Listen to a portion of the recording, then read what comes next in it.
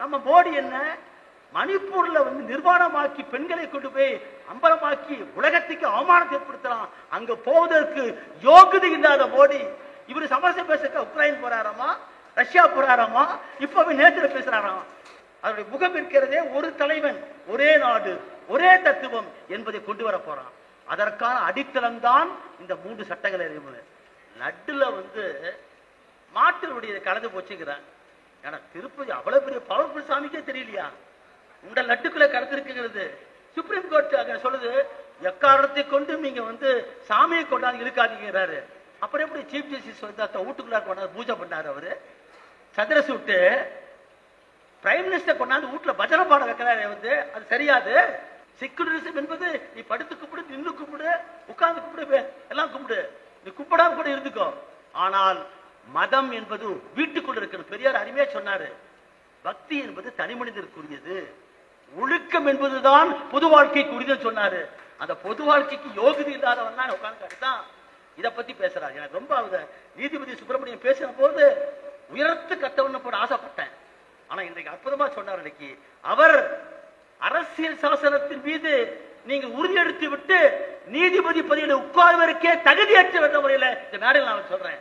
இன்றைக்கு நம்மால் உருவாக்கப்பட்டு அமல்படுத்துவதற்காக போராடி கொண்டிருக்கக்கூடிய அரசியல் சாசனம் இருக்கிறதே, இந்த அரசியல் சாசனம் என்பது ஒரு வழிகாட்டுதல் நமக்கு. இதுதான் இன்றைக்கு இந்தியாவுடைய நமக்கு ஹோலி பைபிள், ஹோலி குரான், ஹோலி கீதை என்று சொன்னால் இந்தியாவுக்கு இருக்கிற ஒரே ஒன்று என்றால் இன்றைக்கு இருக்கிற அரசியல் சாசனம் மட்டும்தான். அதுதான் சமம் என்ற வார்த்தையை சொல்கிறது. ஈரோட்டில் ட்ரெயின்ல ஏறுவான், ஏற்காடு எக்ஸ்பிரஸ் ஏறுவான், என் கூட ஒருத்தர் உட்காந்து இருப்பாரு. அப்படியே பேசிட்டு வருவார், சேலம் வரைக்கும் பேசிட்டு வருவார். நான் வக்கீல், அவர் யாருன்னு பேசிட்டு வருவோம். சேலம் வரைக்கும் வச்சுங்க, சேலத்துல கேட்பாரு, ஏங்க நீங்க யாருங்க பாரு. இவ்வளவு நேரம் நான் பேசிட்டு வந்தேனே, வக்கீல் தானே, பாப்பா போவேன்னு சொன்னா அவரு சொன்னாருங்க, இல்லைங்க நீ யாருங்கப்பா. அப்பதான் என்னன்னா நீ யாரு என்ன அர்த்தம், நீ எந்த சாதின்னு அர்த்தம். ஒரு சாதி நான் சொல்லிட்டேன், அப்படியே அச்சா ஆஹா நம்பாதா நீங்கம்மா அப்படி தவறி என் ஜாதி வேற சொல்லிட்டு பட்டியல் சொல்லிட்டேன், அப்படியே தள்ளி உட்கார வர. எப்பயுமே கம்யூனிஸ்டுகள் செய்யக்கூடிய விஷயம் சரியா இருக்கா இல்லையாங்கிறத எதுல பாத்துக்கிறோம்னா தினமணி தலையங்கத்தை படிக்கிறது பாரு. அந்த தலையங்கத்துல நம்மளை திட்டி இருந்தானா நம்ம சரியா இருக்கணும் எப்பயுமே. அது மாதிரிதான் அவருடைய அறிக்கை. அது என்னான்னு படிக்காமையே போற போக்குல அவரு சொல்லுவாரு, ஒத்துக்கிறேன், ஏழைக்கு ஒரு நீதி, சாதிக்கு ஒரு நீதினு சொன்னாரு. ஒரு தலித்தாக பிறந்தவன் ஒரு பார்ப்பனிய பெண்ணை தொட்டால் அவனை வெட்டி கொள்ளுகிறான். அவர் சொன்னார், கல்வி கற்றால் கல்வி கற்பதற்கு உரிமை இல்லை, நிலத்திற்கு உரிமை இல்லை, பார்த்தால் தீட்டு தொட்டால் தீட்டு உலகத்தில் எங்காவது உண்டா? இருட்டறையில் உள்ளதடா உலகம், சாதி இருக்கிறது என்பதும் இருக்கிறானே. என்ன இதை விட சொல்ல முடியும்? நாம் இருக்கக்கூடிய பறந்து விரிந்திருக்கிற உலகத்துக்குள்ளதான் அறை இருக்குது. ஆனா அறைக்குள்ள உலகம் இருக்க முடியுமா? சாதியை பிடிச்சு தொங்குனா அதான். இதையெல்லாம் படிக்கிறதுக்கு இந்த புத்தகத்தை படிச்சா போதும் நினைக்கிறேன். சித்திகப்பன் கத்ராஸ் கேஸ்ல போய் அங்க வன்முறைச்சி வழக்கை பற்றி ஆய்வு செய்ய போறோம் ஜேர்னலிஸ்ட். அவர் மேல இதே பிஎம்எல்ஏ போட்டிருக்காங்க. நான் செந்தில் பாலாஜிக்கெல்லாம் பேச மாட்டேன், அவருக்கு பேச மாட்டேன். ஆனா சித்திகப்பனை போட்டிருக்கிறவங்களுடைய ரெக்கார்ட்ல 70 ரூபா இருந்துச்சு. 70 ரூபா கணக்கு காமிக்கணும்னால 3 வருஷம் உள்ள வச்சிருந்தாங்க. அவ்வளவு கொடூரமான சட்டம். யுஏபிஏ நீதிபதி பதவி ஒரு காலம் வரை இருக்கும், அது போகும். அது தோழர் என்ற வார்த்தைக்கு இருக்கிற அர்த்தம் அவருடைய எழுத்திலும் பேச்சிலும் கருத்திலும் இன்றைக்கு இருக்கிறது நாம் என்று பார்க்கிறோம். ஆகவே அவருடைய பணி என்பது நம்முடைய தமிழக மக்களுக்கு கிடைத்திருக்கிற மிகப்பெரிய வரப்பிரசாதம். அது அவர் சட்டக்கல்லூரியிலே படிக்கிற காலத்தில் கெல்லிஸ் பள்ளி விடுதியில் தங்கியிருக்கிற போது நான் 3 ஆண்டுகளுக்கு இளையவன். நான் அப்போது மாணவர் பெருமன்றத்தில் நான் முழுநேர ஊழியர். அப்போது பாலன் இல்லத்திலே, பழைய பாலன் இல்லத்திலே தோழர் தூராஜா இளைஞர்மன்றத்துக்கு செயலாளர், தோழர் நல்லகண்ணு விவசாய தொழிற்சங்கத்துக்கு செயலாளர், தோழர் ஆதிமூலம் விவசாய சங்கத்தின் செயலாளர். நாங்கள் 4 பேரும் ஒரே அறைக்குள்ளே ஒரு தடுக்கை மட்டும் வைத்துக் கொண்டு, எனக்கு அப்போது 150 ரூபாய் கட்சியிலே முழுநேர ஊழியரான சம்பளம் இருக்கு. தூராஜாவுக்கு 250 ரூபாய். அதுல 1 ரூபாய் எங்களுக்கு பிடிச்சுக்குவாங்க, ஏன்னா லெவி கட்ட வேணும். அப்பேற்பட்ட ஒரு வாழ்க்கையை துவங்கிய போது அவரை கெல்லிஸ் விடுதியிலே பார்த்தேன். மாணவர் சம்மேளனத்தில் SFIL ஸ்டூடெண்ட்ஸ் ஃபெடரேஷன் ஆஃப் இந்தியாவில் அவர் ஆற்றிய பங்கு, அதற்கு பின்னால் வழக்கறிஞராகி உழைக்கிற மக்களுக்காக அவர் ஆற்றிய பங்கு, அது மட்டுமல்ல மனித உரிமைகளுக்காக போராடிய அந்த மாபெரும் வழக்கறிஞர் VR கிருஷ்ணனுடைய கட்டளைக்கு இணங்க அந்த பதவியை ஏற்றுக்கொண்டவர். அவருடைய புத்தகத்தில் படித்து நானும் நீதிபதி ஆனேன் என்ற புத்தகத்தில் எல்லாம் படிக்க வேண்டும். இன்றைக்கு அவருடைய பதவி காலத்தில் அவர் ஆற்றிய பங்கு மட்டுமல்ல, எடுத்துக்காட்டாய் நீதி அரசர் என்ற வார்த்தையே தவிடுபொடியாக்கி மக்கள் வழக்கறிஞராக மாறிய மாபெரும் மனிதர் அவர். எல்லா நீதிபதிகளும் தனக்கு முன்னாலே ஒரு பிரிவை பிடித்துக் கொண்டு தூணை பிடித்துக் கொண்டு போவார்கள் உஷ் என்று. அதை தடுத்து நிறுத்தி நான் மேடையிலே அமர்கிற போது மட்டும்தான் நீதிபதியை தவிர மற்றபடி மக்களுக்கான என்பதை நிரூபித்து காட்டிய மாபெரும் மனிதர்.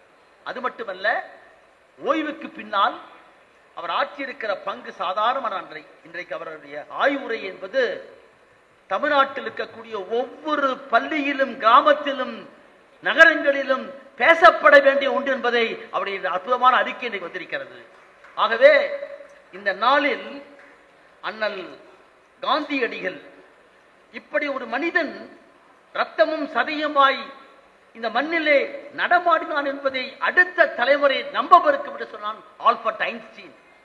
அப்பேற்பட்ட ஒரு மாபெரும் மனிதன் கோட்டு சுட்டு போட்டுக்கொண்டு தமிழகத்துக்கு வந்த மதுரைக்கு பக்கத்தில் ஒரு கிராமத்தில் இருக்கிற கோவனாண்டியை பார்த்து ஏன் இப்படி பிடிக்கிறார்கள் கேட்ட போது அவன்தான் இந்தியாவுடைய விவசாய தொழிலாளி, அவனுக்கு உடைதான் என்று சொன்ன போது கோட்டையும் சூட்டையும் தூக்கி எறிந்து விட்டு என்றைக்கு கடைகோடி மனிதனுக்கு விழிமுறை மனிதனுக்கு முழுமுறை கிடைக்கிறதோ அப்போதுதான் பொருள் என்று சொல்லிவிட்டு அதை அணிந்து கொண்டு மக்களை புரிந்து மக்களோடு வாழ்ந்து ஒரு காலத்திலே வர்ணாசிரமத்தை ஆதரித்தவர், சாதியை ஆதரித்தவர், தீண்டாமையை தடுத்தார்.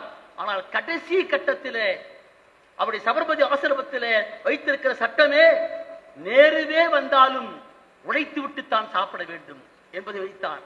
அது மட்டுமல்ல, இன்றைக்கு நாம் பேசுகிறோமே மனித வளத்தை மனித நலக்கூடிய கொடுமையை தடுக்கக்கூடிய சட்டம் 2013 உண்டு. ஆனால் நடைமுறையில் என்ன? ரயில்வே தொடர்வண்டி நிலையங்களை பாருங்கள், மாநாடுகளிலே பாருங்கள், வீடுகளிலே பாருங்கள். இன்றைக்கும் யார் என்று சொன்னால் அந்த ஒடுக்கப்பட்டு அடக்கப்பட்டு கிடக்கிற தலித்துகள் மட்டும்தான் அந்த வேலை செய்து கொண்டிருக்கிறான். அதை சபர்மதி வைத்தார். என்னவென்று அவன் மலத்தை அவனே தூக்கி போட சொன்னார். நான் கோகுல்ராஜ் வழக்கிற தீர்ப்பின் போது தீர்ப்பு கொடுக்கப்பட்டு விட்டது குற்றவாளி என்று சொல்லி, அதற்கு பின்னால் தண்டனை கொடுக்கிற போது உனக்கு என்ன தண்டனை வேண்டும் என்று கேட்கிற போது குற்றம் சாட்டப்பட்டவன் குற்றவாளியாக்கப்பட்டவர்கள் நாங்கள் சொல்வதற்கு இல்லை என்று சொன்னான்.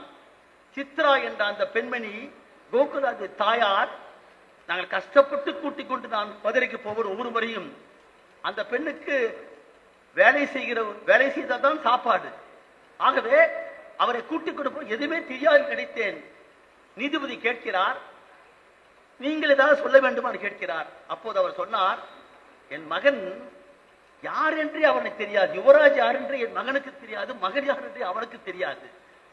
ஒரு பெண்ணோடு தோழியோடு உட்கார்ந்து பேசிக் கொண்டிருப்பதற்காக சாதியை தெரிந்த பின்னால் அவனை கூட்டிக் கொண்டு போய் கண்ணை கட்டி அடித்து சாதியை இழிவுபடுத்தி அவனையே சுயமாக பேச வைத்து திட்டமிட்டு அடித்து பேச வைத்து அவனே சாவதை போல் பேச வைத்து எழுத வைத்தது மட்டுமல்ல, அந்த உடற்கூறாய் அறிக்கையை படித்து பார்த்ததுதான் தெரிந்து அதிர்ச்சி விட்டோம். நாங்கள் தலையை மட்டும் அவர்கள் வெட்டவில்லை, நாக்கை வெட்டி போட்டிருந்தார்கள். அந்த கொடுமையான கருவியை பார்த்து விட்டு அவன் சொன்னார், இந்த தாய் சொன்னால் இவர்களுக்கு தூக்கு தண்டனை தர சொன்னார்கள்.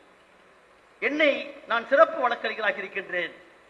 என்னை கேட்ட போது நான் அந்த சமயத்திலே சொன்னேன், நான் காலையிலே பவானியிலே புறப்பட்டு இந்த அரவக்குறிச்சி வழியாக போகிற போது ஒரு ஹோட்டலில் போய் சாப்பிட்றேன். காலையில் நான் இவன் இளம் வழக்கறிஞர்கள் தான்.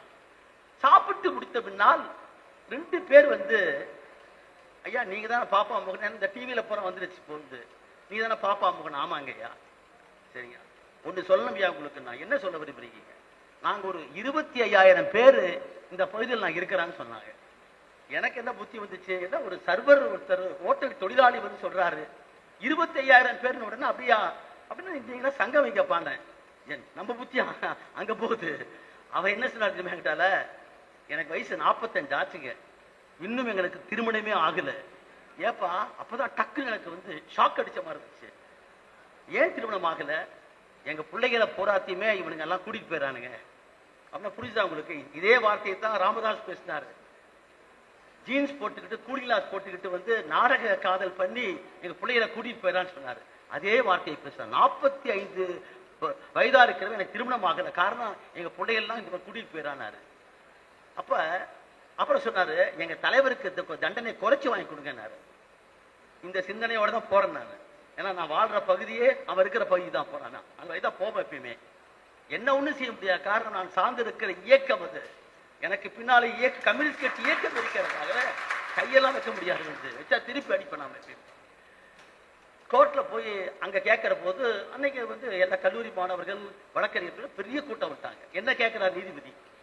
அப்பதான் எனக்கு வந்து திடீர்னு அன்னைக்கு அப்ப தோணுச்சு என்னன்னா, நான் சொன்னேன், நான் கம்யூனிஸ்ட் வழக்கறிஞர் முறையில் உங்களுக்கு தெரியும், உங்களுக்கு நான் பேரறிவாளர்களுக்காகவும் அவர் சார்ந்திருக்கிறவர்களுக்காகவும் தூக்கு தண்டனை கூடாது என்று சொல்லி வாதாடிவன் நாம.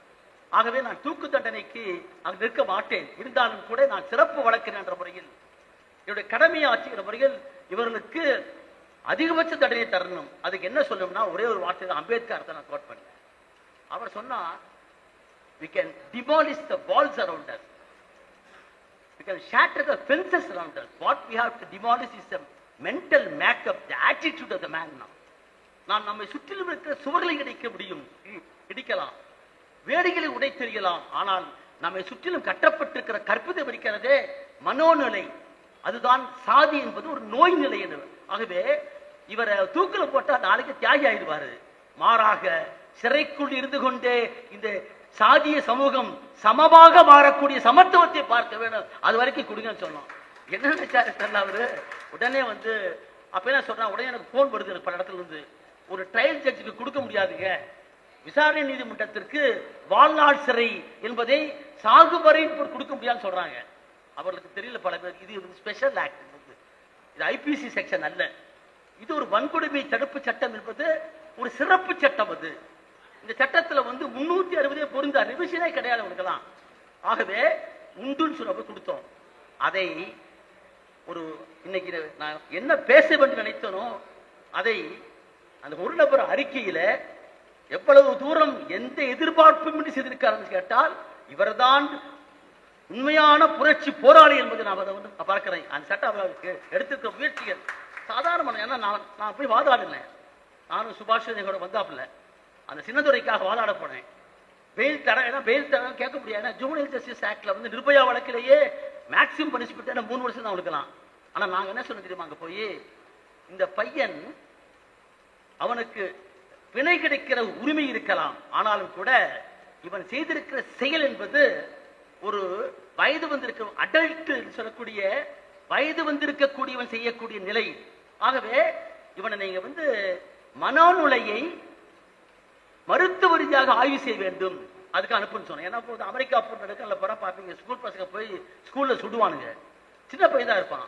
அப்ப அவனுடைய சோசியல் பேக்ரவுண்ட், அவன் யாரு, அவனுடைய பின்னணி என்பதை வந்து ஆய்வு பண்ணுன்னு சொல்றோம். அதை பண்ணுங்கன்னு சொல்லி பிணை அவருக்கு மறுக்கப்பட்டு மருத்துவமனைக்கு அனுப்பப்பட்டதாங்க போறாமே.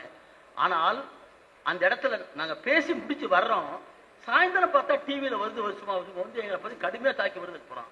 அந்த இடத்துல வந்து இவ்வளவு தூரம் ஆய்வு செய்து இதுவே ஒரு இந்த சாதிய அமைப்பை தகர்ப்பது என்பது சாதாரணமான காரியம் அல்ல. 2000 ஆண்டு காலமாக உருவாக்கி இருக்கக்கூடிய ஒரு கொடூரம் அது. அதை இந்த உறநவர் அறிக்கையில் அவர் காமிச்சிருப்பது என்பது உண்மையிலேயே நான் உட்பட எனக்கு ஒரு பெரிய பயிற்சி பட்டறை மாதிரி இருக்கின்றது. இதனை நம்முடைய தோழர்கள் நகரம் முழுக்க, மாநகரம் முழுக்க, தமிழ்நாடு முழுக்க கொண்டு போவதுதான் மாணவர் பெருமன்றம், இளைஞர் பெருமன்றத்தின் வேலை என்பதை சொல்லிக்கொண்டு நான் அதிக நேரம் எடுத்துக்கல. ரொம்ப 3 சட்டங்கள் வந்திருக்குது. இந்த 3 சட்டங்கள் இது என்ன மாற்றமா, இது என்ன திருத்தமா, என்னங்கிற பத்தி நீங்க எல்லாம் நகரப்புறத்தில் வாழ்ந்து கொண்டிருக்கிறவர்கள், நான் பல இடங்களை பேசியிருக்கிறவங்களுக்கு தெரியும். உங்களுக்கு வந்து இந்த 3 சட்டத்தை காலனி ஆதிக்க காலம், பிரிட்டிஷ் ஏகாதிபத்தியம் இருந்த காலத்தில் நம்மை அடக்குமுறை செய்வதற்காக கொண்டு வரப்பட்டிருக்கிற தண்டிக்கிற சட்டம், அதை மாற்றி நீதி வழங்குகிற சட்டமாக நாங்க மாற்றணும். அப்படித்தான் வந்து வாஜ்பாய், இந்த அமித்ஷா, உள்துறை அமைச்சர், 2002 வந்து கோவிட்-19 இருக்கிற போது அறிவிக்கிறாரு. அவர் போட்டுக்கிற குழுவே யாரு? அதுல ஜெத்மலாவுடைய மகன் மகேஷ் அத்வானி ஒருத்தர் மட்டும் தான் வழக்கறிஞர். மற்றவங்க போறா யாருன்னா பேராசிரியர் பெருமக்கள் தான். அவர்களை கொண்ட ஒரு குழுவை போட்டு அந்த குழுவே ஒரு அன்டெமோக்ராட்டிக் ஏன்னு கேட்டால் அதுல பெண்களுக்கு பிரதிநிதித்துவம் இல்லை, சிறுபான்மைக்கு பிரதிநிதித்துவம் இல்லை. பேராசிரியர் பெருமக்கள் விமர்சிப்பதற்கு 150 பக்கத்துக்கு வார்த்தைக்கு மிகாம தான் கொடுக்குன்னு சொன்னாப்லாம் ஆன்லைன்ல. அப்ப நாங்க ஒரு குழு போட்டோம். இங்க நம்முடைய சுரேஷ் போட்டிருக்கிறவர்கள், வீர் தேசாய் போட்டிருக்கிறவர்கள், ரிபாக்கா ஜான் போட்டிருக்கிறவர்கள் தமிழ்நாட்டில் ஆன்லைன்ல போட்டு அப்பயே கொடுத்தோம். அந்த ஒரு 3 சட்டங்களையும் ஏதோ காலனி ஆதிக்க சட்டத்தை மாற்றி இந்திய தன்மைக்கேற்ப, அதான் நீங்க புரிஞ்சுக்கணும். இப்போ வந்து இந்தியனைஸ்ட் லாங்கிற பேர்ல, இந்தியனைஸ்ட் லானா என்ன அர்த்தம்?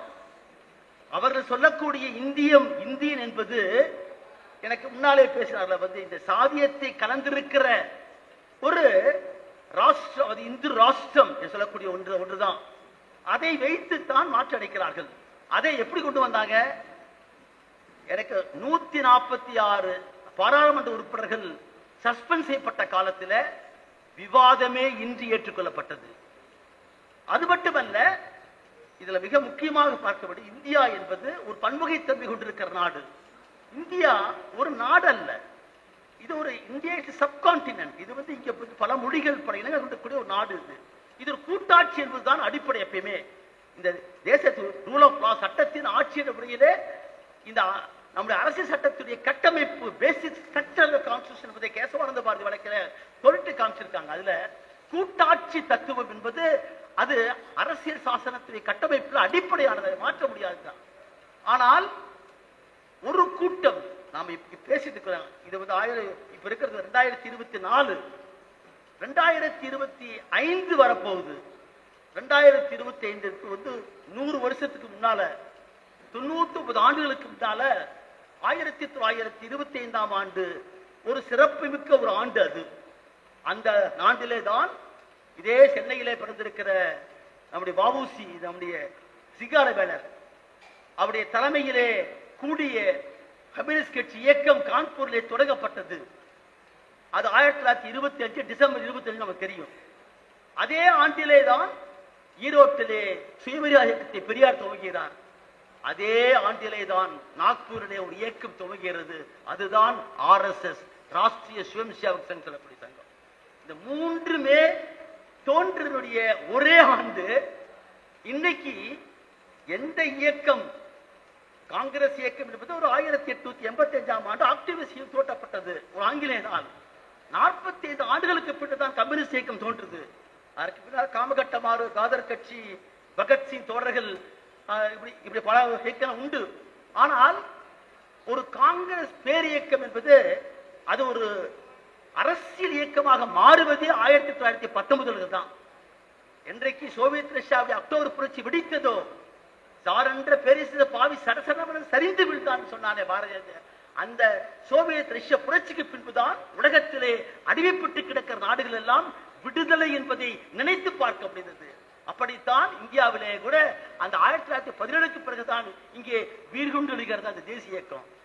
அப்படி உருவான ஒரு காங்கிரஸ் இயக்கம் அது ஒரு வெறும் மனு போடுகிற அமைப்பாக இருப்பது மாறி ஒரு அரசியல் இயக்கமாக மாறுவதற்கு ஒரு பின்னணி இருந்தது. புறான் அந்த கட்சி தாங்க நினைத்திருப்பதற்கு மாறாகி இருக்கிற காரணத்தினால் 1925 சூழ் கொண்டது RSS இயக்கம். அதுக்கு நான் வந்து அதிகமா போகிறதில்ல. பஞ்ச் ஆஃப் தாட் சொல்லக்கூடிய புத்தகம் ஒன்று உண்டு, தத்துவனுடைய கருத்து தொகுப்பு. கோல்வால்கர் அந்த புத்தகத்தை எழுதினவர் வந்து ஒன்றை சொன்னான், நீங்கள் பிரிட்டிஷ் ஏகாதிபத்தியத்தை எதிர்த்து, பிரிட்டிஷ்காரை எதிர்த்து உங்களுடைய நேரத்தை, உங்களுடைய சக்தியை வீணடிக்காதீர்கள், உங்களுடைய சக்தியை சேகரித்து வையுங்கள் என்று கேட்டால், நமக்கு எதிரி இந்துக்களுக்கு எதிரி இஸ்லாமியர்கள், இந்துக்களுக்கு எதிர் கிறிஸ்தவர்கள், இந்துக்களுக்கு எதிர் கம்யூனிஸ்டுகள். ஆகவே இவர்களுக்கு எதிராக உடைய சக்தியை சேகரித்து என்று சொன்னான். இதற்காக இந்தியா என்பது டூ நேஷன் தீரா சொன்னது. இந்து என்று சொன்னால், இந்தியா என்று சொன்னால் இந்துக்களுடைய சொத்து. இது இந்துக்கள் தான் இந்த நாட்டினுடைய முதன்மையான மக்கள், மற்றவரெல்லாம் இரண்டாந்தர மக்கள். அந்த இரண்டாந்தர மக்கள் நம்ம ஏற்றுக்கொண்டு இருக்கலாமே தவிர, நம்ம ஏற்றுக்கொண்டு இங்கே இருக்கலாமே தவிர அவர்கள் சமமாக இருக்க முடியாது சொல்லி தெளிவாக அறிவித்தான். அன்னைக்கு RSS சொன்ன அந்த கொள்கை திட்டம் இன்றைக்கு ஒவ்வொன்றாக நிறைவேற்றிக் கொண்டிருக்கிற காட்சியை பார்க்க, ஒரு பக்கத்துல சாதி ஒழிக்கப்பட்டு விட்டதுதான், untouchability has been eradicated, abolished வார்த்தை ஆர்டிகல் 70 உண்டு. ஆனால் நடைமுறையில் அது உண்டா என்று கேட்டால் அதை ஒழிப்பதற்காக போராடுறோம். Equality before law, equal protection of law என்ற வார்த்தை உண்டு. ஆனால் அதையோடு சேர்த்து ஆர்டிகல் 15 அருமையாக சொன்னாங்க, no discrimination on the basis of caste, creed, sex, religion and place of birth என்று வச்சாங்க. சாதி, மதம், இனம், ஒளி, இன்னும் பிறப்பின் பேரால், பாலினத்தின் பேரால் வேறுபாடு கிடையாதுன்னு வச்சோம். இந்த ரெண்டையும் வச்சுக்கிட்டு தீண்டாமை ஒழிக்கப்பட்டிருக்கிற வார்த்தையை போட்டாச்சு. அது அம்பேத்கருடைய அற்புதமான விஷயம். வந்து இந்த 3 செக்ஷனுக்கு இடையில ஆர்டிகல் 19 வந்து நம்முடைய கருத்துரிமை, பேச்சுரிமை, எழுத்துரிமை இவையெல்லாம் வைத்து இந்தியாவை சமம், சமத்துவம் என்பதை அடைய வேண்டும் என்று சொன்னால் சமத்துவத்துக்கு முன்னால ஒரு சமூக நீதி வேண்டும். ஈக்குவாலிட்டிக்கு முன்னால ஈக்குவிட்டி ஒன்று வேணும். அதான் ரிசர்வேஷன் அற்புதமாக சொன்னார். ரொம்ப அற்புதமான இன்னைக்கு வந்து ஒரு வரலாற்றில் காந்தியுடைய ஜெயந்தி நாளில், பிறந்த நாளில் நமக்கு கிடைத்திருக்கிற அற்புதமான பேருரை என்பது நம்முடைய தேசிய நாயகம் கொடுத்திருக்கிற பேருரை. அற்புதமாக நிற்கிறார். அப்படி அதை போட்டுதான் கஷ்டப்பட்டு உருவாக்கி சண்டை போட்டு கொண்டாந்து கொஞ்சம் நிறுத்திருக்கிறோம். கொஞ்சம் வேலை, ஏன்னா சாதாரணமா இல்லை. ஈரோட்டில் ட்ரெயின்ல ஏறுவான், ஏற்காடு எக்ஸ்பிரஸ் ஏறுவான், என் கூட ஒருத்தர் உட்காந்து இருப்பாரு. அப்படியே பேசிட்டு வருவார், சேலம் வரைக்கும் பேசிட்டு வருவார். நான் வக்கீல், அவர் யாருன்னு பேசிட்டு வருவோம். சேலம் வரைக்கும் வந்து வச்சுங்க, சேலத்துல கேட்பாரு, ஏங்க நீங்க யாருங்க பாரு. இவ்வளவு நேரம் நான் பேசிட்டு வந்தேனே, வக்கீல் தானே, பாப்பா போவேன்னு சொன்னா அவரு சொன்னாருங்க, இல்லைங்க நீ யாருங்கம்மா. அப்பதான் என்னன்னா நீ யாருன்னு என்ன அர்த்தம், நீ எந்த சாதின்னு அர்த்தம். ஒரு சாதி நான் சொல்லிட்டேன், அப்படியே அச்சா ஆஹா நம்பாதா நீங்கம்மா வந்து அப்படி தவறி என் ஜாதி வேற சொல்லிட்டு பட்டியல் சொல்லிட்டேன், அப்படியே தள்ளி உட்கார வர. இது யாருகிட்ட படித்த முடியாது. இந்த இந்தியாவில் சாதிகளுடைய தோற்றத்தை பற்றி அன்னிகலேஸ் ஆஃப் காஸ்ட்ல வந்து சாதி அழித்துழிப்பது எப்படி எழுதுறாரு அம்பேத்கர். அந்த 3 வகையான அடிப்படை அகமண முறை, அதை ஒழிக்காமல் சாத்தியம் இல்லை. அதற்குத்தான் காதல் என்பது முதல் படின்னு சொன்னார். பிறப்பால் தொழிலை இன்றைக்கு நிர்ணயிப்பது, அது மட்டுமல்ல இன்றைக்கு இருக்கிற புனருஸ்தானங்கள் லட்டுல வந்து மாட்டினுடைய கலந்து போச்சுங்கிறான். ஏன்னா திருப்பதி அவ்வளவு பெரிய பவர்ஃபுல் சாமிக்கே தெரியலையா உண்ட லட்டுக்குள்ள கலந்துருக்குங்கிறது. சுப்ரீம் கோர்ட் சொல்லுது, எக்காரணத்தை கொண்டு நீங்க வந்து சாமியை கொண்டாந்து இழுக்காதீங்கிறாரு.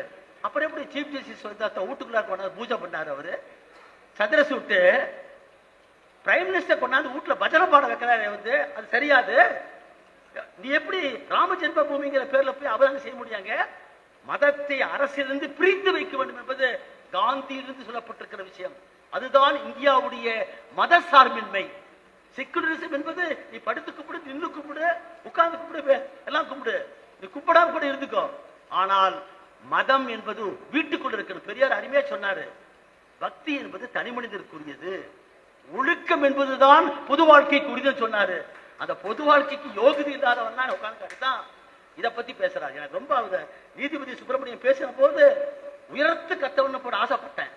ஆனா இன்றைக்கு அற்புதமா சொன்னார். இன்னைக்கு அவர் அரசியல் சாசனத்தின் மீது நீங்க உறுதியெடுத்து விட்டு நீதிபதி பதவியில உட்கார்வதற்கே தகுதியற்ற முறையில இந்த மேடையில் நான் சொல்றேன். எப்படி சொல்ல முடியும் அவரை? அந்த அறிக்கையே படிக்காம அது எப்படி ஒழிப்பதற்கான வழியை சொல்லிக்கிற போது நீ எப்படி பேச முடியும்? அவரு பேசுறாரு கரெக்டா, ரொம்ப அருமையா சொன்னாரு. எங்க அப்பா சொல்லுவாரு, எப்பயுமே அந்த காலத்துல தினமணியை படிக்க சொல்லுவாரு. தினமணி தலையங்கம் மிக்கமா படிக்க சொல்லுவாரு. அந்த தலையங்கத்தில் என்ன சொல்லுவாருன்னா, அப்ப சிவராமன் இருந்தார், ஏன் சிவராமன் எப்பயுமே வந்து கம்யூனிஸ்டுகள் செய்யக்கூடிய விஷயம் சரியா இருக்கா இல்லையாங்கிறத எதுல பாத்துக்கிறோம்னா தினமணி தலையங்கத்தை படிக்கிறது பாரு. அந்த தலையங்கத்துல வந்து நம்மளை திட்டி இருந்தானா நம்ம சரியா இருக்கணும் எப்பயுமே. அது மாதிரிதான் வந்து அவருடைய அறிக்கை.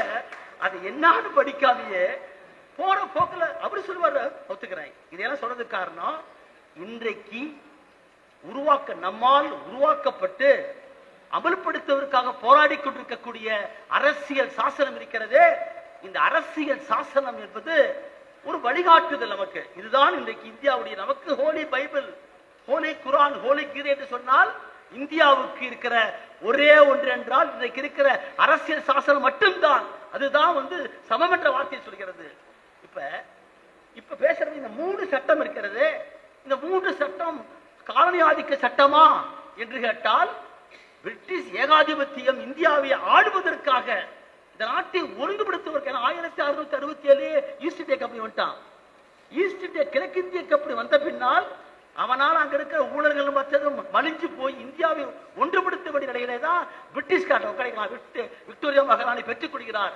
அப்படி பெறுகிற போதுதான் இங்கிருந்து 3 ப்ராவின்ஸ் தான், Madras province, Calcutta province, Bombay province.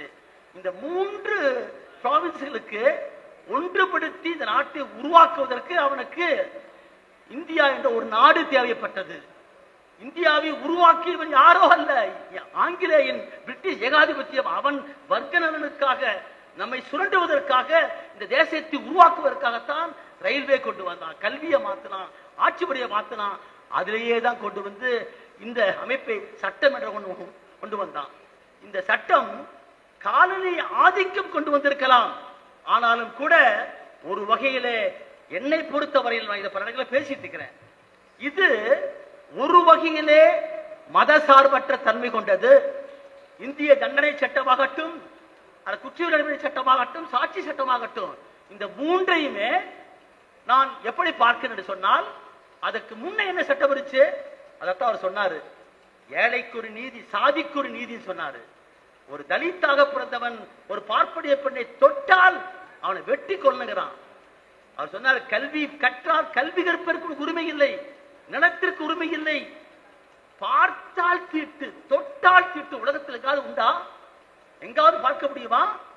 Vasanth பூனன் சொல்லக்கூடிய ஒரு எழுத்தாளர் எழுதுறான், ஒரு தலித்தின் பார்வையில் எழுதுறான். காலையிலே மகர் என்ற ஜாதியை சார்ந்திருக்கிறவன், அவன் காலையிலே தெருவிலே போகக்கூடாது, மாலையிலே போகக்கூடாது என்று கேட்டால், சூரியன் கிழக்கே உதிக்கிற போது உன் மீது பட்டு நிழல் மேற்கே விழும், ஆகவே காலையிலே போகக்கூடாது. மாலையிலே சூரியன் அந்திவிக்கிற காலம், உன் உடலிலே பட்டு கிழக்கே நிழல் விழும், ஆகவே போகக்கூடாது. எப்பதான் போறது? அப்ப மத்தியானம் தான் போகணும். ஏன்? உச்சி வெயில், அது எனக்கு கீழே தான் விழும். அப்படி போவதாக இருந்தாலும் சட்டியை கட்டிக்கணுமா கழுத்துல? சட்டியை எச்ச வந்து அழுத துப்பணுமா? உலகத்தின் எந்த மூலையிலாவது இப்படிப்பட்ட கொடுமையை பார்த்திருக்க முடியுமா? அந்த வேதனையை தாங்கி அனுபவித்து வந்தவர் தான் புரட்சியாளர் அம்பேத்கர். சாதாரணமான மனிதன் அல்ல. ஆகவே அதையெல்லாம் கண்டு நமக்கு இறுதியிலே விடிவென்பது கல்விதான் என்பதை உணர்ந்து கொண்டு 18 நாடுகளுக்கு போய் 18 பட்டத்தை பெற்று உலகத்துக்கு வழிகாட்டியவன் தான் ஒரு வண்டிக்காரன். சாதியை தெரிஞ்சதுனால எட்டி குதிக்கிறான் அவரை பத்தி. அப்ப இதெல்லாம் நான் சொல்றது காரணம், இந்த நாட்டை மீண்டும் பிரிட்டிஷ் காலனி ஆதிக்கம் சட்டம் கொண்டு வந்தேன்னு சொல்றானே, அதுக்கு முந்தி இருந்த ஒரு சட்டம் என்று சொன்னால் அதுதான் மனுநீதின்னு சொன்னார். மனுஸ்கிரிப்ட், மனுநீதியிலே உழைக்கிற மக்கள் தலித்துகளாக, சூத்திரர்களாக பிரிக்கப்பட்டிருக்கிறார்கள். பெண்களுக்கு உரிமையே கிடையாது, பெண் ஒரு சொத்து. ஆக அந்த சட்டத்திற்கு மாறாக இந்தியா முழுக்க கொண்டு வரப்பட்டிருக்கிற ஒரே மாதிரியான சட்டம் என்ற முறையிலே நான் இந்த 3 சட்டத்தையும் நான் உண்மையிலேயே பாராட்டுவேன். எந்த வகையில? அது பார்ப்பனராக இருந்தாலும், பிரிட்டிஷ்காரனாக இருந்தாலும், அவன் தலித்தாக இருந்தாலும், கொலை செய்தால் 302 இருக்குது. 300 வந்து பீனல் செக்ஷன், 302 வந்து 300 வந்து டெபனிஷன் கிளாஸ், 302 பீனல் கிளாஸ். ஒருவன் கொலை என்று முடிவு செய்தால் 302 படி ஒண்ணு தூக்கு போடணும், இல்லாட்டா வாழ்நாள் சிறை. இது யாருக்கு? எல்லாத்துக்கும் ஒரே மாதிரி இருந்துச்சு. இந்த வகையில இந்த தேசத்தில் இருக்கக்கூடிய சாதிய குடுமுறை 2000 ஆண்டு காலமாக உருவாக்கப்பட்டிருக்கிற அந்த வர்ணாசிரம படிநிலை அசத்து நிலை இருக்கிறதே, அதற்கு மாறாக உருவாக்கப்பட்டதுதான் இந்த 3 சட்டமும். ஆனாலும் அது நமக்காகலாம் கிடையாது. அவன் ஆளணும், இந்த நாட்டை சுரண்டணும், இங்க இருக்கிற வளங்களை கொள்ளை கொண்டு போகணுங்கிறதுக்கு இந்த நாட்டை உருவாக்குறத கொண்டு வந்தான். அந்த சட்டத்திலையும் அவன் கொண்டு வந்த கொடூர சட்டம் என்று சொன்னால், நாம ஏன் இது இருக்கிறோம்னா 1860 தான் இந்திய தண்டனை சட்டம். இந்த சட்டத்தை நீ மாத்திரம் பேசுறையே, 1861 ஆண்டு போலீஸ் சட்டத்தை கொண்டு வந்தான். 1861 காவல் சட்டம். இந்த சட்டத்தின் மூலமாகத்தான் மக்களை ஒடுக்கினான். இந்திய மக்கள் போராடுகிற போது அந்த மக்களை ஒடுக்குவதற்காக உருவாக்கப்பட்டதுதான் காவல் சட்டம். அந்த சட்டத்துல 2006 ஆண்டு சுப்ரீம் கோர்ட்ல Prakash Singh versus Union of India வழக்குல 3 ஓய்வு பெற்றிருக்கிற டிஜிபி கேஸ் போட்டான். என்னன்னு, இன்றைக்கு இருக்கிற காவல் சட்டம் பிரிட்டிஷ் ஏகாதிபத்தியத்தால் ஒடுக்குவதற்காக உருவாக்கப்பட்டிருக்கிற சட்டம், அது மாறாம அப்படியே இருக்குது. அதை மாற்றணும், டெமோக்ராட்டைஸ் பண்ணணும், மக்களுக்கான சட்டம் மாற்றணும் சொல்லி போட்டாங்க. இன்றைக்கு வரைக்கும் நான் சொல்றேன், அதுல ஒரு முக்கியமான சட்டம் என்னன்னா, இப்ப நீங்க போலீஸ் ஸ்டேஷன்ல போய் கேஸ் தரீங்க, வாய்மொழியாக கொடுத்தால் கூட அதை பதிவு செஞ்சு கையெழுத்து வாங்கி எஃப்ஐஆர் ஃப்ரீ ஆஃப் காஸ்ட் தரணும். 154 கொடுக்கணும். அப்படி இல்லைன்னு சொன்னா நீங்க எஸ்பிட்ட போய் ரிப்போர்ட் பண்ணலாம். இது சாதாரணமான விஷயம் எல்லாம் கிடையாது. வாய்மொழியாக சொன்னா எழுதி தரணும். நான் கேட்கிறேன், இப்ப போலீஸ்க்கு எத்தனை பேர் சேராத? எனக்கு தெரிய 90 விழுக்காடு. நான் தமிழ்நாடு முழுக்க ஒரு 12 மாவட்டங்களில் சிறப்பு வழக்கறிஞராக போய் நின்று வாதாடி கொண்டிருக்கிறேன். 950 விழுக்காடு எந்த காவல் நிலையத்திலையும் எந்த பாதிக்கப்பட்டிருக்கிற பெண்மணி, தலித்துகள், உழைக்கிற மக்கள் போய் வாயில சொல்லி அவன் எழுதி எஃப்ஐஆர் போடுறதே கிடையாது. தெரிஞ்சுக்க இல்ல. இப்ப அப்படி பண்ணா என்ன செய்யணும்? சூப்பரண்டர் போய் சொல்லணும். சூப்பரண்டர் யாரு? அவரும் தான் சேர்த்து அதுல பங்கு போட்டிருப்பாரு. இப்ப சுப்ரீம் கோர்ட் சொல்லிச்சு, எல்லா ஸ்டேட்லயும் ஒரு பிசிஆர் ஒன்று வைங்க, போலீஸ் கம்ப்ளைண்ட் அத்தாரிட்டி ஒன்று வைங்கயா. அதுல ரிட்டையர்டு ஹைகோர்ட் ஜட்ஜி ஒருத்தர் இருக்குன்னு ஸ்டேட் லெவல்ல, டிஸ்ட்ரிக்ட் லெவல்ல டிஸ்ட்ரிக்ட் ரிட்டையர்ட் ஜட்ஜ் இருக்குன்னு போட்டு வச்சாரு. இன்னைக்கு வரைக்கும் அமல்படுத்த மாட்டேங்கிறாங்க. தமிழ்நாட்டில் பல முறை சொல்லியாச்சு, நீதிமன்றம் பல முறை சொல்லியாச்சு. இன்றைக்கு வரைக்கும் போலீஸ் கம்ப்ளைண்ட் அத்தாரிட்டி ஒன்று இல்லை. சாதாரண மக்கள் அதாவது சொன்னா அது பிடிக்கக்கூடிய குற்றமா இருந்தால் எஃப்ஐஆர் போட்டாகணும். இப்ப என்ன தெரியுமா உங்களுக்கு? இப்ப இருக்கிற சட்டத்துல நீங்க 7 ஆண்டுகள் தண்டிக்கக்கூடிய குற்றமாக இருந்தால், 7 ஆண்டுகள் சொன்னா நீங்க அது எவ்வளவு. இதுக்கு முன்னால Lalithakumari versus State of UP என்ற வழக்கிலே தீர்ப்பளிச்சுக்கிற 5 பேர் நீதிபதிகள் என்னன்னு, கட்டாயமாக பிடிக்கக்கூடிய குற்றங்களில நீதிமன்றத்தின் உத்தரவு இல்லாம பிடிக்கக்கூடிய குற்றத்தில் போட்டி ஆகணும். அப்படி போடலன்னா இந்திய தண்டனை சட்டம் 166A பிரகாரம் அந்த காவல்துறை அதிகாரி 6 மாசம் தண்டிக்கலாம் சொன்னாங்க. ஆனா இப்ப என்ன தெரியுமா? 14 நாட்கள் வச்சுக்கலாமா? யாரு? அந்த போலீஸ் ஆபீசர், அங்க இருக்க ஸ்டேஷன் ஆபீசர் வச்சுக்கிட்டு மாவட்ட காவல்துறை துணை கண்காணிப்பாளர் கேட்டுதான் போடணுமாமா. அப்ப இந்த மாற்றங்கள் யாருக்காக என்று பாத்தீங்கன்னா, செலக்ட் கமிட்டியே சொல்லிட்டான். என்னன்னு, 85 விழுக்காடு இந்த சட்டம் பழசேதான். வெறும் சாப்டர் மாத்த, இந்திய தண்டனை சட்டம் சொன்னா 23 பிரிவை கொண்டாந்து நீ அதை மாத்த 20 மாத்திர, 18 மாத்திரீங்க, 20 மாத்திரீங்க, செக்ஷனை மாத்திரீங்க. அதே மாதிரி குற்றவியல் நடைமுறை சட்டத்திலேயும் அந்த குற்றவியல் நடைமுறை சட்டம் என்பது பிரிட்டிஷ்காரன் சட்டம் அல்ல. அதற்கு பின்னால் 6 முறை அது திருத்தப்பட்டு நாடு சுதந்திரம் அடைந்த பின்னால் 1973ஆம் ஆண்டு கிரிமினல் ப்ரொசீஜர் கோட் 1973 என்று சொல்லி அது மாற்றப்பட்டிருக்கிறது. அது காலனி ஆதிக்க சட்டம் அல்ல. நம்ம நாட்டில் பல நீதிமன்றங்கள் லா கமிஷன்ஸ் எல்லாம் கொடுத்திருக்கூடிய தீர்ப்பு அடிப்படையில் மாற்றப்பட்டது போறாமே. அதற்கு பின்னாலேயும் நிர்பயா வழக்கு, டெல்லியிலே நடந்திருக்கிற பாலியல் வன்முறை வழக்குக்கு பின்னால் அதுல வர்மா கமிட்டிக்கு பின்னால் அற்புதமான திருத்தங்கள் உட்பட கொண்டு வந்திருக்காங்க. பெண்கள் காவல் நிலையத்துக்கு போக வேண்டிய அவசியம் இல்லை.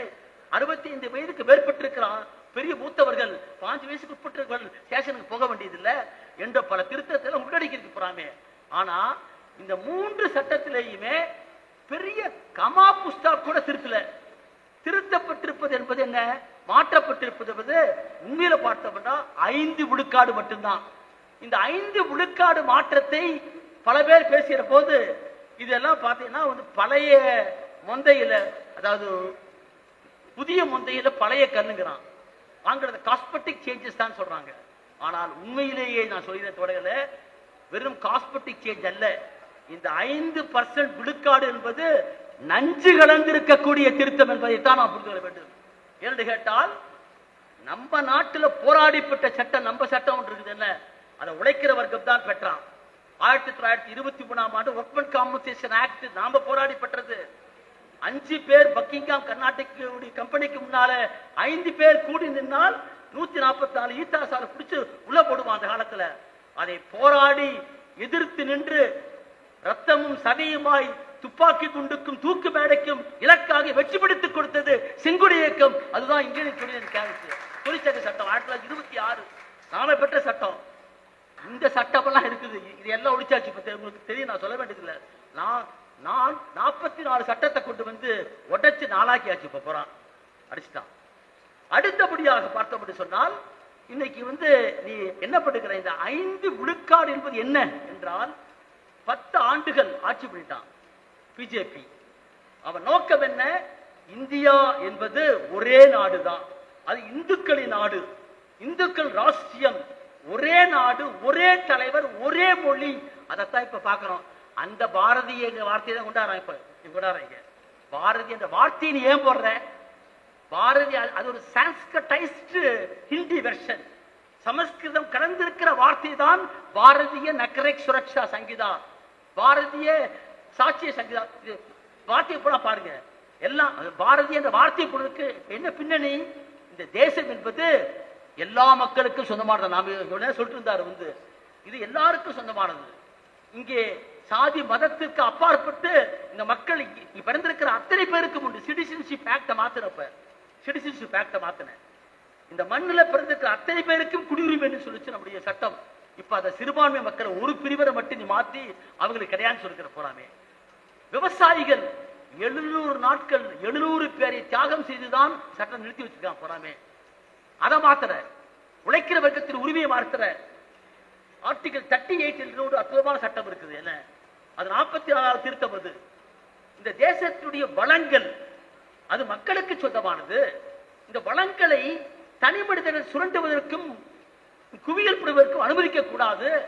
எல்லா விதமான பொதுத்துறை நிறுவனங்களும் சாதாரண மனிதனுக்காக சொன்னாங்க. You should address the common man, common welfare சொன்னா. இன்னைக்கு என்ன தெரியுமா?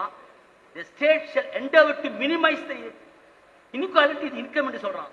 வருமானத்தில் இருக்கிற ஏற்றத்தாழ்வு எல்லாம் குறைத்து சமப்படுத்த சொல்றான் 38வது திருத்தத்துல. அப்படியே கொண்டு வந்து இந்த நாட்டை சமப்படுத்துவதற்கு முன்னால சமூக நீதி கொண்டு வர்றதுக்காக நாம இருக்கிறோம். ஆனா இன்னைக்கு என்னாச்சு? வளங்கள் பூரா யாருக்காக? 1997ஆம் ஆண்டு சமந்தா வழக்கில் இந்த ரிசோர்சஸ் காட்டு வளங்கள் அத்தனையும் மக்களுக்கு சொந்தமானது, அதை கார்பரேட் கொடுக்கூடாதுன்னு சொன்னான். அந்த வளங்களை கொடுக்க கூடாதுன்னு சொல்லி போராடியவர் தான் சாமி பாதிரியார். ஜார்க்கண்ட் எடுத்து கொண்டு அங்க இருக்கிற மக்களுக்காக போராடிய, பழங்குடிக்கு போராடியார். அவரை யுஏபியில தூக்கி போட்டு சிரிஞ்சு கேட்டான் மனுஷன். சிரிஞ்சு பாருங்க, நீங்க நல்லா பாருங்க. ஒரு நபருடைய அந்த கமிஷன்ல நம்முடைய அருமை தோழர் சந்திர அவர்கள் போய் என்ன பண்றாரு? யார் குற்றஞ்சாட்டப்பட்ட அந்த சிறாரை கூட அவன் பண்ணதை பத்தி கேட்கல, சிறைச்சாலைக்குள்ள உனக்கு ஏற்பட்டிருக்கிற மனித உரிமை பத்தி கேட்டாரு. அங்கதான் பார்க்கணும். யாரிடம் அம்பேத்கர் அருமையா சொன்னாரு, இந்த சட்டம் நல்லா தான் இருக்குது, எல்லாம் இது ஒரு பூமாலை மாறி, இந்த பூமாலை யாரு கையில கிடைக்குதோ அப்படிதான் இருக்குன்னு சொன்னாரு. இது குரங்கு கையில கிடைச்சா என்ன ஆகும்? பூமாலை பிச்சு தூக்கி போடுவான். அதே பூசாரி கையில கிடைச்சா சாமிக்கு மாலை ஆகும். அதே போல் அரசியல் சாசனம் என்ற சாசனத்தை யார் கையெடுக்கிறார்களோ சமத்துவத்தை நோக்கி சமூக நீதியை நிறைவேற்றி சமத்துவத்தை கொண்டு முடியும். ஆனா இவர் என்ன சொல்றாரு? அவருடைய உரிமைகளை பற்றி எல்லாம் கேட்டுட்டு அப்படியே படிப்படியா ரொம்ப உண்மையிலே ஒரு பெரிய ஒரு மார்க்சிய வகுப்பு எடுக்கிற மாதிரி நான் இன்னைக்கு உணர்ந்தேன் நான். அதாவது அவருடைய ஆழ்ந்த சிந்தனை, எழுத்துக்களும் கருத்துக்களும் இன்றைக்கு நல்ல வாய்ப்பு கிடைச்ச. அதிக நேரம் பேச மாட்டார் எப்பயுமே. ஆனா இன்றைக்கு தான் அவர் இந்த நீங்க எங்கிட்ட கேட்டாங்க பல பேர், டாபிக் போடும்போது இப்படி போடுங்கன்னு சொன்னாங்க. நான் தான் சொன்னேன், அப்ப ஒரு நபர் கமிஷன் அந்த அறிக்கையை போட்டுக்கிறார். கல்வி பள்ளிக்கூடத்தில் சாதி ஒழிக்கிறதுக்கான முறையில் பேசுறோம். பாரதி பாடினான் என்னன்னு, அது பெரிய ஆளுக்கெல்லாம் சொன்னா சீக்கிரம் ரத்தத்திலே ஊறி கிடக்குது. அதாவது குழந்தைய சொன்னான், குழந்தைய சொன்னான், கூடி விளையாடு பாப்பானா, உள்ள தாழ்ச்சி வீழ்ச்சி பாவம் என்று சொன்னான். பாரதிதாசன் சொன்னானே, அதாவது அதை விட சொல்லவே முடியாது. இருட்டறையில் உள்ளதடா உலகம், சாதி இருக்கிறது என்பவங்க இருக்கிறானே, என்ன இதை விட அவங்களுக்கு சொல்ல முடியும்? நாம் இருக்கக்கூடிய பறந்து விரிந்திருக்கிற உலகத்துக்குள்ளதான் அறை இருக்குது. ஆனா அறைக்குள்ள உலகம் இருக்க முடியுமா? சாதியை பிடிச்சு தொங்கணும். அதான் இதையெல்லாம் படிக்கிறதுக்கு இந்த புத்தகத்தை படிச்சா போதும் நினைக்கிறேன். இந்த 10 பக்கம் கொடுத்திருக்காருல்ல, இந்த 10 பக்கத்துல கொடுத்திருக்கிற அந்த அறிவுரையும் புத்தகமே போதும். இதைத்தான் கொண்டு போன்னு சொல்ற அப்ப இதுக்காகலாம் நாம போராடிட்டு இருக்கிற போது இதை அப்படியே தலைகீழா மாற்ற முயற்சி பண்றாங்க. எப்படி? சிறப்பு சட்டம் என்பது சில குறிப்பிட்ட காலத்தில் அவசர காலத்தில் கொண்டு வரதா சிறப்பு சட்டம், ஸ்பெஷல் லா. யுஏபிங்கிறது ஒரு சிறப்பு சட்டம். அது தடாவும் பொடாவும் வாபஸ் பெற்ற பின்னால் அதை விட கொடுமையாக உருவாக்கப்பட்டதா இந்த யுஏபிஏ. அது எப்ப வந்துச்சு? 1967 அந்த சட்டத்தில் கொண்டாந்து தடா பிரிவையும் பொடா பிரிவையும் உள்ளடக்கி வைத்து விட்டு, அதாவது காந்திஜியை 124A பாலகங்காதர் தலைவரையும் அவரையும் போடுறாங்க. ஆனா இந்திய தண்டனை சட்டத்தில் மெக்காலே உருவாக்கின போது 1860 கான்ஸ்பிரசி என்ற வார்த்தை கிடையாது. அது கான்ஸ்பிரசி என்பது 124A பின்னால்தான் பூத்துறாங்க அமெண்ட்மெண்ட். அதேதான் கான்ஸ்பிரசி. தொழிலாளி வர்க்கம் இந்தியாவில் இடதுசாரிகள் உழைக்கிற மக்கள் திரண்டு போராடுகிற போதுதான் இவர்களை நம்முடைய தேசியப்படுத்தி ஒடுக்குவதற்காகத்தான் அந்த அமெண்ட்மென்ட்டே கொண்டு வரான். 124A என்பதும் 120B கொண்டாடுற கிரிமினல் கான்ஸ்பிரசி செடிஷன் என்பது. அது என்ன அர்த்தம்? அது ஒருத்தர் நான் போய் கொலை செய்ய நினைக்கிறான், ஏங்கிறோம் பிஏ கொலை செய்ய நினைக்கிறான், நினைச்சா தப்பு கிடையாதுங்க. Intention is not an offense. எப்பயுமே intention should be exhibited with overt act. என்னுடைய எண்ணம், என்னுடைய குற்ற எண்ணம் மென்சிரியா என்பது செயல்படுத்தப்படும் ஆக்டிஸ்டியா ஆக்கணும். அதான் வந்து எப்பயுமே.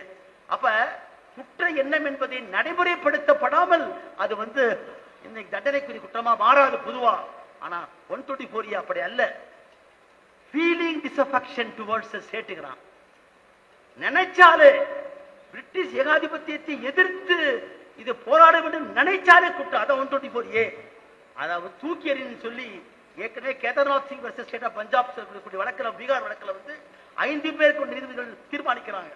கவர்மெண்ட் என்பது வேறு, அரசு என்பது வேறு. அரசு என்பது வேறு, அரசாங்கம் என்பது வேறு. There is a distinction between the state and government. Government is elected by the people once in 5 years. அரசாங்கம் என்பது 5 ஆண்டுக்கு ஒருமுறை தேர்ந்தெடுக்கப்படக்கூடியது. ஆனால் அரசு என்பது it's a creation of statute தான். அரசியல் சாசனத்தால் உருவாக்கப்பட்டிருப்பதுதான் அரசு என்பது. ஆகவே அரசாங்கத்தை எதிர்த்து பேசுவது என்பது ஆர்டிகல் 19 கொடுத்திருக்கிற உரிமை எனக்கு.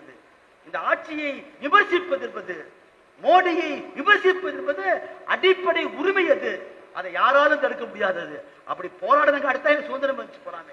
ஆனால் இன்னைக்கு என்னாச்சு? அந்த 124A நிறுத்தி வைக்கிறேன்னு சொல்லி சுப்ரீம் கோர்ட் 2022 வந்து தீர்ப்பளிச்சாங்க. நீ சட்டம் போடுற வரைக்கும் நிறுத்தி வைக்கிறேன்னு சொன்னா. இன்னைக்கு என்ன தெரியுமா? அதே சட்டத்தை, அதே 124A விட கொடுமையான பிரிவை கொண்டு வந்து 152 சேர்த்திருக்கிறார். அது என்ன? நினைச்சாலே போதும், இந்த மாதிரி கூட்டம் முன்னா போதும், ஒரு 100 ரூபாய் கலெக்ஷன் பண்ணி நான் நியாயமான வந்து கிடைக்கலாங்க. கணக்காக போச்சு. சித்திக் கப்பன் சத்ராஸ் கேஸ்ல போய் அங்க வன்முறை வழக்கை பற்றி ஆய்வு செய்ய போறோம் ஜேர்னலிஸ்ட். அவர் மேல இதே PMLA போட்டிருக்காங்க. நான் வந்து செந்தில் பாலாஜிக்கெல்லாம் பேச மாட்டேன், அவருக்கு பேச மாட்டேன். ஆனா சித்திக் கப்பனை போட்டிருக்கிறவனுடைய ரெக்கார்ட்ல 70 ரூபா இருந்துச்சு. 70 ரூபா கணக்கு காமிக்கணும்னால 3 வருஷம் உள்ள வச்சிருந்தாங்க. அவ்வளவு கொடூரமான சட்டம் UAPA. எப்பயுமே இந்தியாவை போன்றிருக்கிற நாடுகள்ல இது ஒரு அட்வர்சரி சிஸ்டம். இது அமெரிக்கா மாதிரியோ, பிரான்ஸ் மாதிரி, இத்தாலி மாதிரியோ ஒரு குற்றப்பத்திரிகை தாக்கல் செய்து விட்டாலே குற்றம் சாட்டியவன் குற்றம் செய்ததாக கருதப்பட வேண்டும். அங்க பிரசன்ஸ் ஆஃப் கில்ட் சொல்லுவாங்க. அனுமானம் என்பது குற்றம் செய்ததாக கருதப்பட வேண்டும். அங்கேலாம் நம்ம நாடு அப்படி இல்லை. ஆங்கிலோ செக்ஷன் லா. இங்க வந்து ஒரு வழக்கை புகாராக போட்டு வழக்கை விசாரிப்பதும் நீதிமன்றத்தில் விடுவதும் அரசாங்கத்துடைய வேலை. It's a duty on the part of the state to investigate and present before the court. இங்க அட்வர்சரி சிஸ்டத்துல குற்றப்பத்திரிகை தாக்கல் செய்தாலும் நீதிமன்றத்திலே நிரூபிக்கப்படுகிறவரை அவன் வந்து யாரும் கேட்டா இன்னசென்ட் தான் சொல்லணும், நிரபராதி என்று தான் கருதப்பட வேண்டும். அதான் நம்ம சட்டம். இப்ப என்ன செய்யலாம்? உங்களுக்கு சிறப்பு சட்டத்தில் கொண்டு வந்திருக்கிற UAPA கொண்டு வந்திருக்கிற அந்த பிரிவை கொண்டு வந்து ஒரு சாதாரண காமன் ஆக்ட்ல போடுறாங்க. இது IPC போடுறாங்க.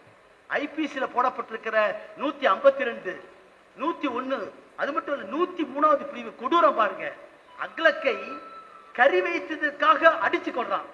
கறி வைத்ததற்காக. இங்க மாட்டு கொழுப்பு தடவை லட்டுக்கு பரிகாரம் பண்ணா போதுமாமா?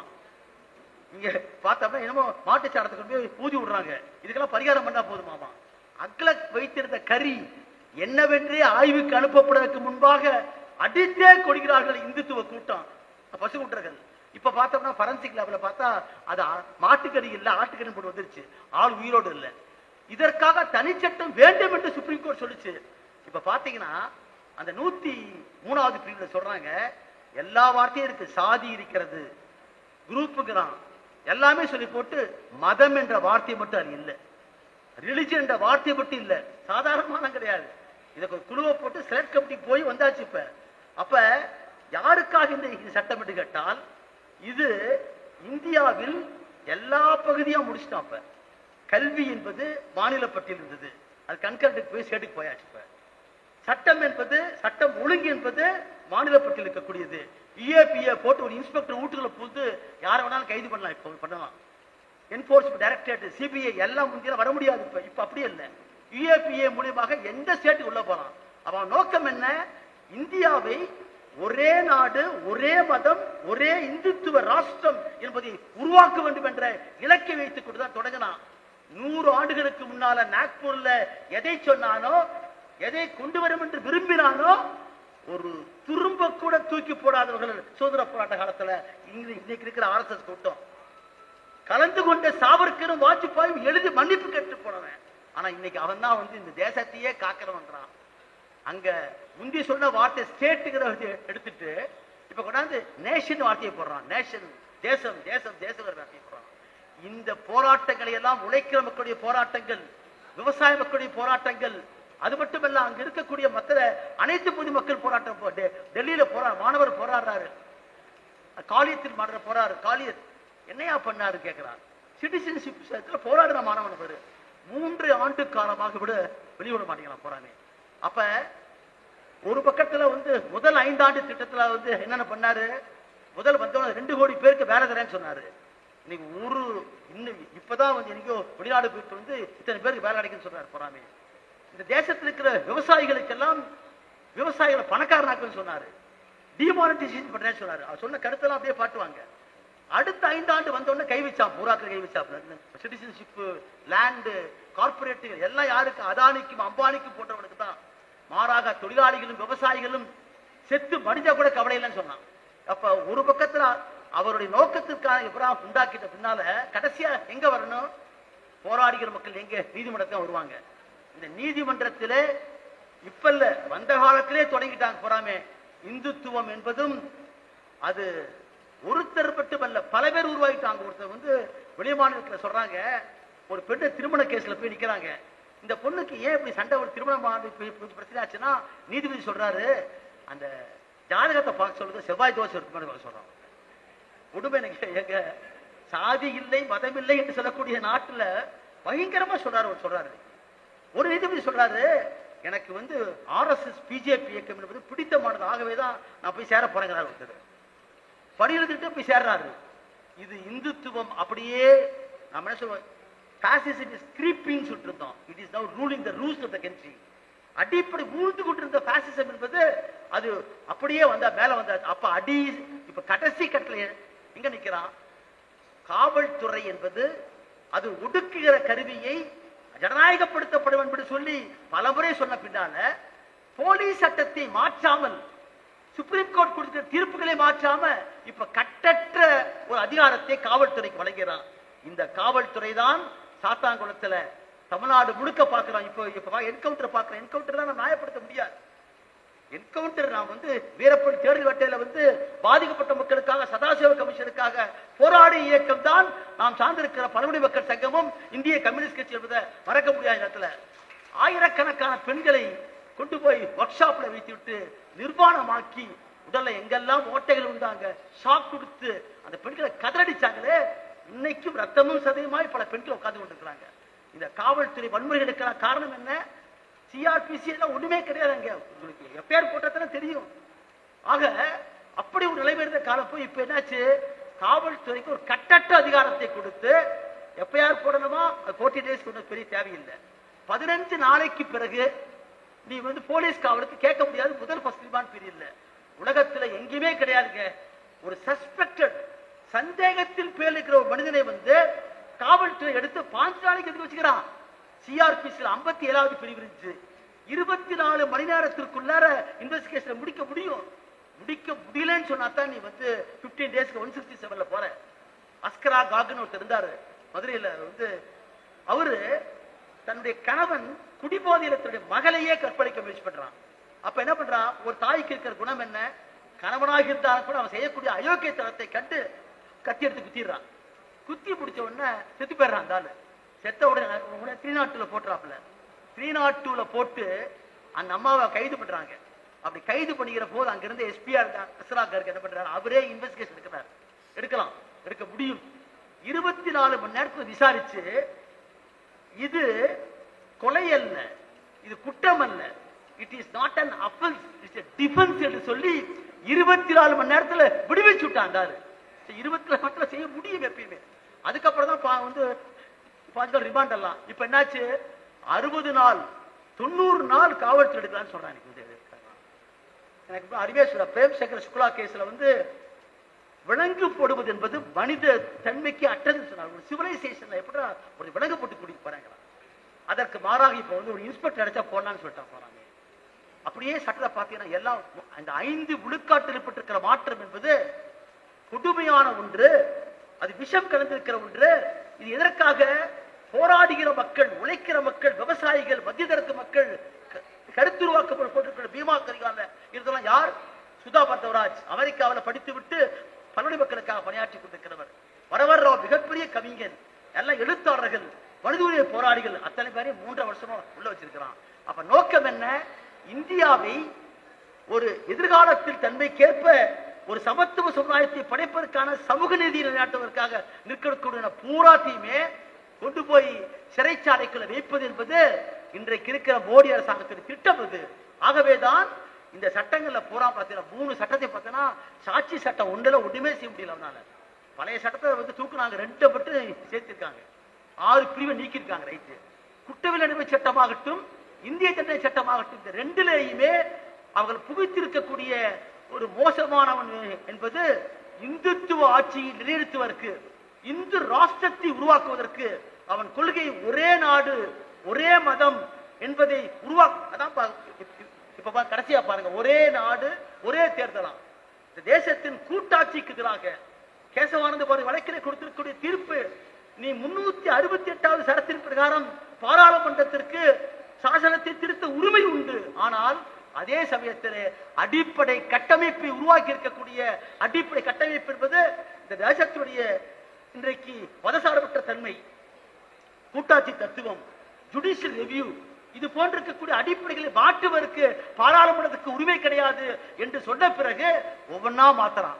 குடியுரிமை சட்டம், தொழிலாளிகள் சட்டம், விவசாயிகள் சட்டம், கருத்தொற்றுமை, கல்வி எல்லாம் போயிடுச்சு மேல. அப்ப கடைசியாக என்ன? இந்த போராடுகிற மக்கள் எல்லாம் எங்க வருவாங்க? நீதிமன்றத்துக்கு வருவாங்க.